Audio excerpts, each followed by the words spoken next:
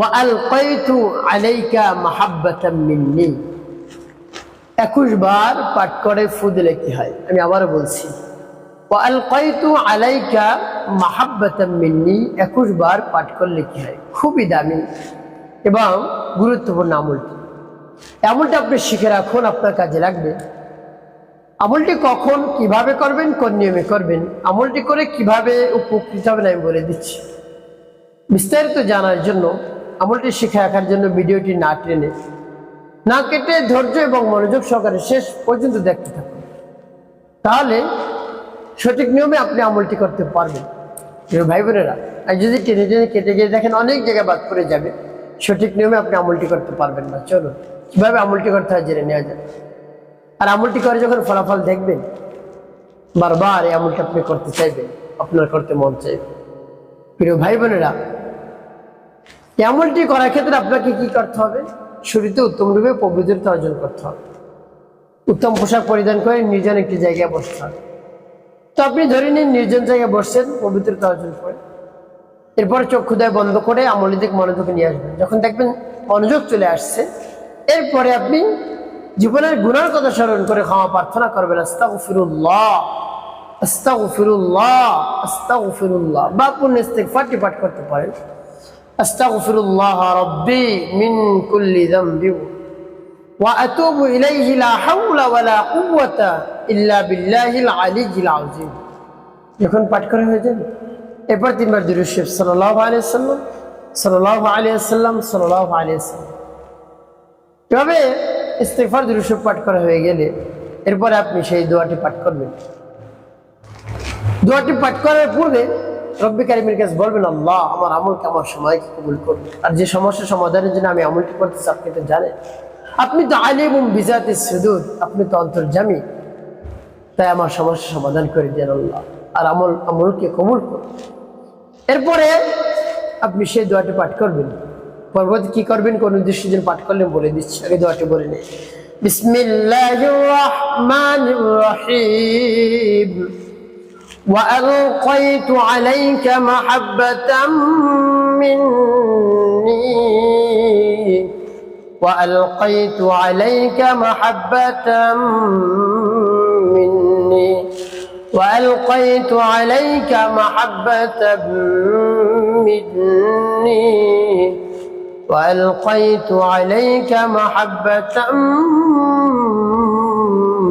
مني।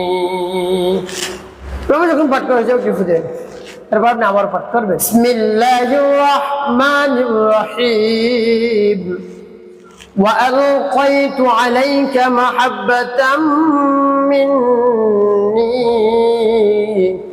ওয়া আলকাইতু আলাইকা মাহাব্বাতাম মিন্নি ওয়া আলকাইতু আলাইকা মাহাব্বাতাম মিন্নি وألقيت عليك محبة مني। পাঠ করার সময় তারপর আপনি মনে ধরে দিয়ে আমার পাঠ করবেন। বিসমিল্লাহির রাহমানির রাহিম وألقيت عليك محبة مني وألقيت عليك محبة مني وألقيت عليك محبة مني وألقيت عليك محبة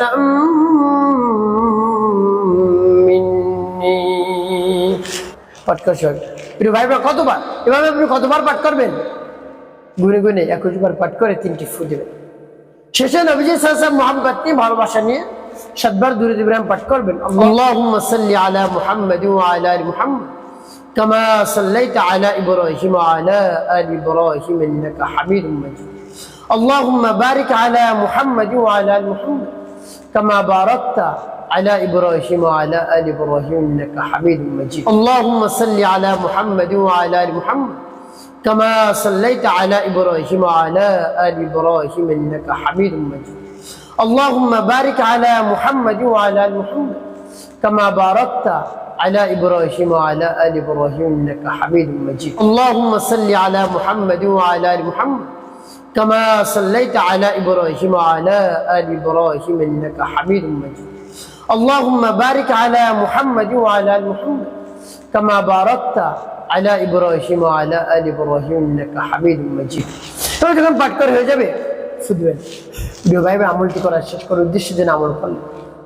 আপনার ভালোবাসার মানুষ যদি চলে গিয়ে থাকে, ভালোবাসার মানুষ চলে যাওয়ার কারণে দুশ্চিন্তা পেরেশানের মধ্যে পড়ে গিয়েছেন, খাওয়া দাওয়া ঘুম গোসল সব একেবারে শেষ, আর কোনো আপনি কিছুই করতে পারছেন না, কাজবাজ কিছু করতে পারছেন না, বা স্বামী স্ত্রীর মধ্যে দ্বন্দ্ব মনোমালিন্য হওয়ার কারণে স্বামী চলে গিয়েছে বা স্ত্রী চলে গিয়েছে, এখন উভয় একেবারে অতিষ্ঠ হয়ে পড়ছে, পেরেশানের মধ্যে পড়ে গিয়েছে, কি করে? দীর্ঘদিন তাদের মধ্যে সাক্ষাৎ নেই। তো প্রিয় ভাই বোন এভাবে যদি থাকে তাহলে দেখে যে আরো বেশি দূরত্ব বেড়ে যাবে। তো এই মতো অবস্থায় যার উদ্দেশ্যে আমল করবেন তার নাম তার মায়ের নাম নিয়ে আমল করবেন, দেখবেন চলে আসবে। তবে একটি কাজ করতে হবে, যদি ভালোবাসার মানুষ চলে আসে, স্বামী চলে আসে, স্ত্রী চলে আসে, তাহলে উভয়ের একটি কাজ করা উচিত, যে কাজ করলে আর কখনো ঝগড়াঝাটি হবে না, মনোমালিন্য হবে না। প্রিয় ভাই বোনেরা সেই কাজটিকে বলে দিচ্ছি। তার পূর্বে বলবো, যদি স্বামী স্ত্রীর মধ্যে ঝগড়াঝাটি হয়ে যায়, মনোমালিন্য হয়, তাহলে সাথে সাথে আপনি মিলে যাবেন, সমস্যার সমাধান করে ফেলবেন। অন্যথায় আপনি যদি কথা না বলে থাকেন তাহলে দূরত্ব বেড়ে যাবে, দেখা যায় আস্তে আস্তে পরকীয়ার মধ্যে লিপ্ত হয়ে যায়, সংসারে শুধু আরো অশান্তি বেড়ে যায়, কোনো শান্তি থাকে না। তো এমতো অবস্থায় আপনি কি করবেন? যে মতো অবস্থায় আল্লাহ রাব্বুল আলামিনের উপর পরিপূর্ণ বিশ্বাস এবং আস্থা রেখে যার উদ্দেশ্যে আমল করবেন তার নাম তার মায়ের নাম নিয়ে এভাবে আমল করে রব্বি কারীমের কাছে বলবেন, প্রাণ খুলে মন করে, দেখবেন চলে আসবে। যখন চলে আসবে তাহলে করণীয়কে যে কথা বলছিলাম, একজন অপরজনকে বেশি কেয়ার করা, একজন অপরজনকে আরো বেশি ভালোবাসা। স্বামী স্ত্রীকে ভালোবাসবে, স্ত্রী স্বামীকে বেশি ভালোবাসবে, আগের চেয়েও বেশি। তাহলে এই সংসারে কোনোদিন ঝগড়া ঝাঁটি মনোমালিন্য কিছু হবে না, শুধু শান্তি আর শান্তি হবে ইনশাআল্লাহ। প্রিয় ভাই বোনেরা একটি কাজ করতে হবে, 5 ওয়াক্ত নামাজ আদায় করতে হবে, মানুষের কল্যাণে খিদমত কাজ করবে, অবশ্যই আপনার জীবন সুখময় হবে, শান্তিপূর্ণ হবে।